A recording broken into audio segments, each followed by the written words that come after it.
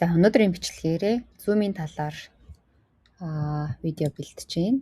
За Zoom-цыг ask гэж мэйл хаягаараа Zoom-д нэвтэрч ороод за хэдүүлээ уулзалт үүсгэж болно. За би одоо шууд шинэ Zoom эхлүүлчихё.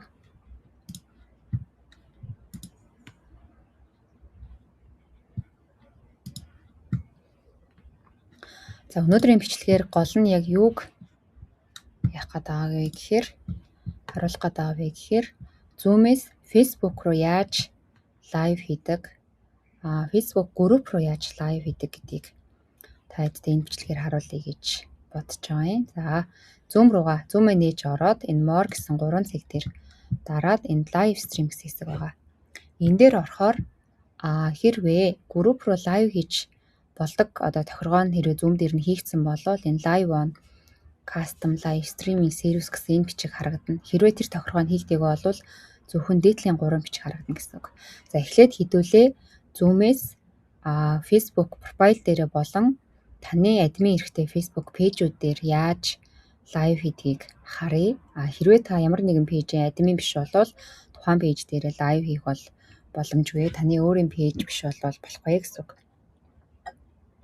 За эхлээд профайл аккаунт Live on Facebook гэд энийгээ сонгоод орчлоо. За миний Facebook болохоор энэ холбоотой байгаа болохоор шууд нөгөө ашиг махацтай гэсэн хаяг маань шууд ингэж орчноо гэсэн үг. За тэгээ connect болоод ашиг махацтай гэсэн хаяг харагдаж байгааз. За энэ дээр Zoom-ийнхаа гарчгийг энэ дээр бас description хэсгээ бичээд тэгээд хэрвээ профайл дээрээ болоо шууд go live гэдээ орчно гэсэн үг. За профайл биш би өөрийнхөө пэйж дээр хийя гэх юм бол title description хоёр гарчиг одоо утга хоёроо бичээд за энэ дээр share to your page гэдгийг сонгоно. Page гэдгийг сонгоод энэ select page гэдгийг доош нь сумын доош нь ингээд дарахаар таны админ эрэхтэй байгаа пэйжүүд нь харагдана гэсэн үг. Одоо минийхээ 1 2 3 4 5 пэйж лайв хийж болохоор харагдаж байна. Аль пэйж дээр гэдгээ сонгоод тэгээ лайва дарнаа гэсэн үг. За профайл дээр бол энэ, пэйж дээр бол энэ гэсэн үг шүү. За тэгээд Zoom-ээс Facebook групп руу яаж лайв хийх вэ гэхээр за More гэсэн 3 цаг дээрээ дарна live stream. Энэ дээр энэ хэсэг хэрвээ танд харагдахгүй байгаа бол буюу Zoom-ийн Facebook групп руу лайв хийдэг тохиргоо нь харагдахгүй байгаа бол тэр тохиргоогоо яаж хийх вэ гэхээр за Zoom-цыг ask гэ Zoom руугаа орчин. Энэ уртлын энэ personal гэсэн хэсэг дээр таны Zoom-ийн тохиргоо хийдэг одоо хэсгүүд байгаа. Жишээлх юм бол recording гэдгээр ингээд дарахаар та Zoom-ээсээ компьютер дээрээ биш гар утсан дээрээ утаснасаа орох үед эсвэл одоо iCloud хэсэг дээрээ хадгалахаар Zoom-ийн рекорд хийсэн бол тэр рекордууд чинь энд байгаа гэсэн үг байхгүй. Энэ дээрээ шууд ингэ хадгалаад авчихна гэсэн үг. Видео болон аудио, текст татаад авчдаг. За энэ personal хэсэг рүүгээ ороод доошоо явуулаад энэ дээр энэ settings хэсэг байгаа. Settings хэсэг дээрээ дараад уртлаасаа 3 дахь meeting гэдэг дээрээ дараад энэ дээр энэ meeting advanced гэсэн тохиргоон дээрээ дарна гэсэн үг. Тэгээд ингээд нэлээд доошлуулна. Zoom-ийн тохиргоонууд, бусад тохиргоонууд гарч ирнэ. Ингээд доошоо яваад дахиад доошоо яваад за ингээд allow live streaming of meeting гэсэн хэсэг харагдаж байгаа гэсэн үг байхгүй. Тэгмээ та өөрийнхөө Zoom-ийн тохиргоо руу орохоор энэ хэсэг нь харагдаж байна уу? Энийг хараарай.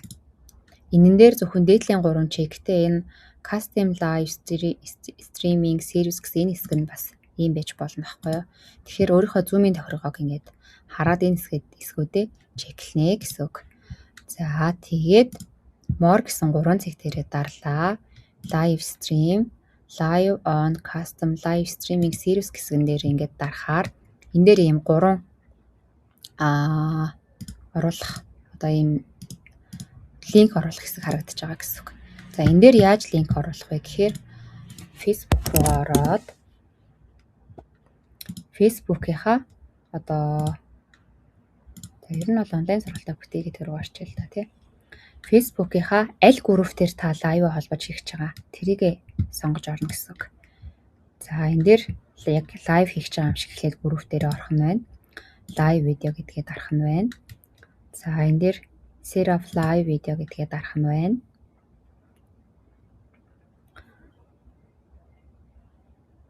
За тэгээд хэрвээ би шууд ямар нэгэн Zoom-ээс биш шууд одоо компьютер дээр лайв хийж байгаа бол энэ дээр гарчгаа бичиж өгөө. Тэгээд go live гэд шууд эхэлчихнэ гэсэн үг. Одоо болохоор хэдүүлээ Zoom-ээс лайв холбож байгаа учраас энэ webcam биш стриминг софтвер гэсэн хэсгийг сонгож өгч байгаа. За тэгэнгүүт ингээд connect streaming software to go live гэд гараад ирж байгааз энэн дээр stream key гэдгээ copy хийж аваад түрүүний нөгөө энэ stream key гэдэг дээрээ paste хийн гэсэн үг. За энэ advanced settings гэдгийн сумыг доош нь дараад энэ дээр server URL гэж хаз энийг copyдж аваад server URL. Энэ сайн нөгөө нэг хоёр юу харагдаадсэн ш түрүүн би нөгөө энэ дээр дарсан болохоор өмнөх нь автоматар заримдаа гарч ирээд байт юм бэл. Одоо болохоор энэ маань энэ stream key гэсэн үг. Энэ streaming URL гэдэг нь доошоо гүйлгээд энэ гэсэн үг. За тэгээд энэ live streaming page URL гэдэг нь аль вэ гэхээр энэ гэсэн үг байхгүй юу? Одоо таны яг энэ дээдлийн энэ тухайн групп дээр лайв хийж байгаа энэ линк чинь гэсэн үг. Энэ линкээ copy paste хийж аваад тэгээд live streaming page URL энэ дээр оруулж байгаа. За тэгээд go live гэдгээ дарна да. Гэхдээ live хэлэхээрээ болоогүй. Дахиад бас өргөжлүүлээд анхаарах юм байгаа. Гол нь саяны нөгөө 3 KU-дээ зөв хуулаад copy paste хийгээд авчихна. Чухал саяны 3 зөрчих юм болоод эсвэл нэг үсэг зөрчих юм болол live ч юм бас холбогдохгүй гэсэн үг байхгүй. За энэ дээрээс дараагийн анхаарах зүйл нь болохоор энэ add post гэдэг байгаас энэ дээр live-ийнхаа title description хэсгээ заавал бичиж өгнө. Хэрвээ энэ хэсгийг бичихгүй болвол энэ go live гэдэг товчж идэвчихгүй байхгүй юу? Одоо болохоор ингээд live хийхэд бэлэн болсон буюу Zoom-ээсээ магадгүй ингээд Zoom онлайн уулзалт хийж агаад групп руу live хийхэд бэлэн болсон гэсэн үг. Тэгээд шууд go live гэдгээ дараад эхэлчихнэ. Дуусахаар болвол энд яг улаанаар end live гэд гараад ирдیں۔ Тэрийгээ дараад live нь зогсчихноо гэсэн үг. За эсвэл яг хуу Zoom уулзалт болохоор нөгөө Zoom-ээрээ бөөнөрөө ярилцаад явж агаад Zoom нь дуусах юм бол бас ялгаагүй live нь зогсчихдгоо гэсэн үг. За тэгээд live хичнээн хийж байгаа ч гэсэн ер нь бол юу яасан зүгээр юм бэлээ. Давхар яг Zoom дээр рекорд хийгээд явсан зүгээр. Ягаад тэгэхээр Facebook-ийн live чинь 30-наад устчдаг болохоор таны уулзалтын бичлэг чинь 31-ийн дараа татаж авч болно л доо. Татаж авахгүй болвол устчихна гэсэн үг. Тэгэхээр ер нь бол бичлэг байдлаар өөртөө бас рекорд хийж аваад тэгээ өөрийнхөө YouTube суваг дээр анализтэй тохиргоотой оруулд юм уу?